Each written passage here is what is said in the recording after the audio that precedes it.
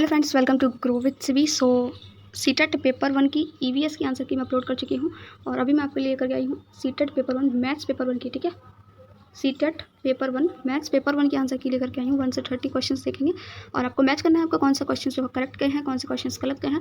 अगर आपको ऐसा लगता है कि कोई क्वेश्चन में आपको डाउट है तो आप मुझे क्वेश्चन नंबर लिख के बता सकते हैं कि आपके अकॉर्डिंग उसका आंसर क्या है, तो मैं उसको रिव्यू कर लूँगी। ठीक है, बाकी मैंने पूरी कोशिश की है कि आपको एकदम सही और सटीक आंसर प्रोवाइड कर पाऊँ। सो स्टार्ट करते हैं क्वेश्चन नंबर 1 से। आई होप कि वीडियो आपको अच्छी लगेगी। अच्छी लगे तो प्लीज़ वीडियो को लाइक जरूर कर देना। ओके, सो क्वेश्चन नंबर 1 देखते हैं। मैं आपको देखिए क्वेश्चन को सॉल्व करके नहीं बताऊँगी क्योंकि मैथ्स है। ठीक है, सॉल्व करूँगी तो बहुत बड़ी वीडियो हो जाएगी। अभी आपको सिर्फ ये चेक करना है कि आपके कितने करेक्ट हैं आंसर्स, यानी कि एक्सप्लेनेशन मैं जो है किसी और दिन इसका करवा दूँगी। ठीक है, सो फर्स्ट क्वेश्चन आपका 12,000 प्लस 1300 प्लस 2 10 बराबर है। बहुत ईजी क्वेश्चन है। करेक्ट आंसर इसका यहाँ पर ऑप्शन नंबर 4 हो जाएगा। 13,320 इसका करेक्ट आंसर है। नेक्स्ट क्वेश्चन है आपका यहाँ पर 1 करोड़ इस यानी 1 करोड़ है। ये भी बहुत ईजी क्वेश्चन था। करेक्ट आंसर 2 हो जाएगा। 10 मिलियन यानी कि 10 मिलियन। नेक्स्ट क्वेश्चन, कौन सा संसाधन दशमलव की अवधारणा को समझाने के लिए सबसे उचित है, यानी कि सबसे बेस्ट कौन सा है। सो ऑप्शन नंबर 3 करेक्ट हो जाएगा इसका, बी और डी यानी कि डायनेस ब्लॉक्स और आपका टेलर का गिनतारा। नेक्स्ट क्वेश्चन देख लेते हैं। यहाँ पर क्वेश्चन है आपका, निम्न में से किस अक्षर की कोई सममिति रेखा नहीं है, यानी कि कोई सी भी सममिति रेखा नहीं है वो आपको बताना है। सो इसका यहाँ पर जो करेक्ट आंसर हो जाएगा एल में हम जो है कोई भी सिमेट्री लाइन नहीं कर सकते हैं। ठीक है, सो इसका जो करेक्ट आंसर ऑप्शन नंबर 2 हो जाएगा। नेक्स्ट क्वेश्चन यहाँ पर देख लेते हैं। एक मिनट, आपका जो क्वेश्चन नंबर 33 है इसका आंसर मैंने गलत बता दिया है। ठीक है, इसका आंसर आपका 3 होगा। बी और डी यानी कि डायनेस ब्लॉक्स है आपका, दूसरा आपका ग्राफ पेपर है। ठीक है, मैंने ये टेलर का गिनतारा नहीं होगा। ठीक है, नेक्स्ट क्वेश्चन यहाँ पर देख लेते हैं। क्वेश्चन है आपका यहाँ पर, एक सेकेंड, क्वेश्चन है आपका 35। ये आपको दे रखा है, किसी सप्ताह में एक दंत चिकित्सालय में मरीजों की संख्या इस प्रकार थी। तो ये इस प्रकार मरीजों की संख्या दे रखी है सोमवार को, मंगलवार, बुधवार।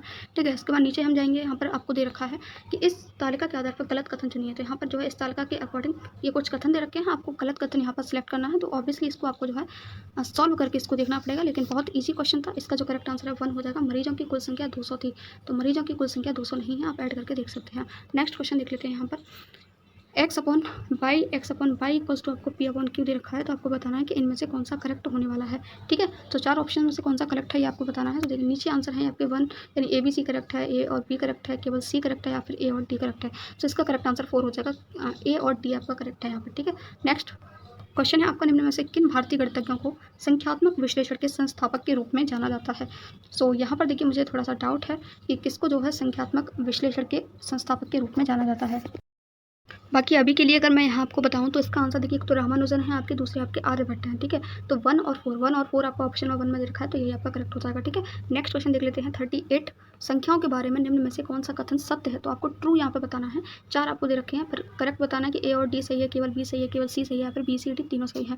सो यहाँ पर इसका जो करेक्ट आंसर ऑप्शन नंबर 4 हो जाएगा। बी सी डी ये आपका तीनों सही है, बाकी ए आपका यहाँ गलत है। सभी धनात्मक पूर्णांक पूर्ण संख्या नहीं होते हैं। ठीक है, नेक्स्ट क्वेश्चन देख लेते हैं। यहाँ पर क्वेश्चन नंबर 39, मुख्य उपागम जिसकी सलाह NCF 2005 में गणित के शिक्षण अधिगम को लेकर की गई है, वो आपको बताना है कि कौन सी अप्रोच है। ठीक है, इसका जो करेक्ट आंसर है वो आपका 1 हो जाएगा, रचनात्मकतावाद यानी कि कंस्ट्रक्टिविज्म। ठीक है, नेक्स्ट क्वेश्चन है आपका, एक कक्षा में विद्यार्थी प्रतिशतता छूट पर आधारित प्रश्नों को हल कर रहे हैं। एक प्रश्न में विद्यार्थियों को प्रत्येक मोटरसाइकिल पर 8% के छूट के साथ 2 मोटरसाइकिलों के मूल्य का परिकलन करने की आवश्यकता है।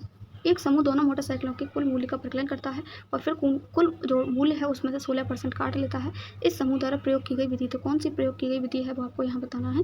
सो यहाँ पर जो करेक्ट आंसर 1 हो जाएगा। जो प्रयोग की गई विधि है वो गलत है, क्योंकि उन्होंने कुल मूल्य से 16% काट दिया, बजाय 16% कुल मूल्य के औसत से। ठीक है, सो ऑप्शन नंबर 1 करेक्ट है इसका। नेक्स्ट है आपका यहाँ पर, समीकरण प्राप्ति समय शिक्षिका अद्वितीय हल वाले रैखिक समीकरण की अवधारणा को समझाती हैं।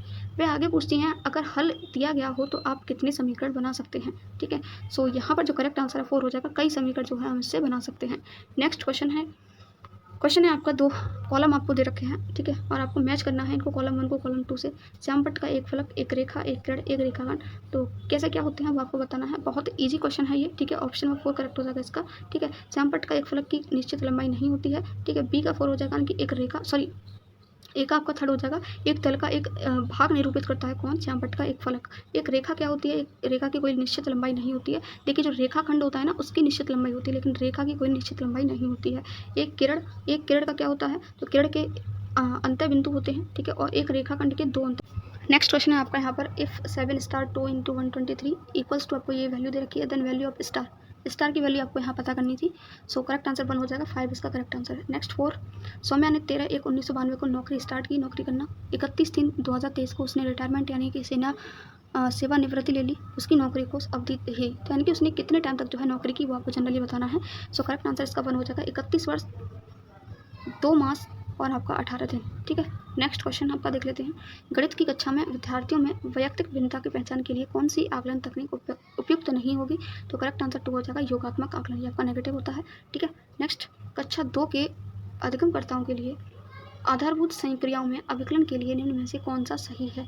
तो कौन सा यहाँ पर करेक्ट होगा वो आपको यहाँ बताना है। सो ऑप्शन 1 करेक्ट हो जाएगा, ए और बी दोनों सही है, बाकी सी आपका यहाँ पर गलत है। ठीक है, नेक्स्ट क्वेश्चन देख लेते हैं। क्वेश्चन है, गणित कक्षा में शिक्षक भिन्न भिन्न कोणों की अवधारणा को समझाती है, उसे यह अनुभूति होती है कि कैंची ब्लैंक को समझाने के लिए सर्वोत्तम उदाहरण है। तो कैंची जो है किस को समझाने के लिए बेस्ट एग्जाम्पल होगी वो आपको बताना है, कौन से टॉपिक को समझाने के लिए।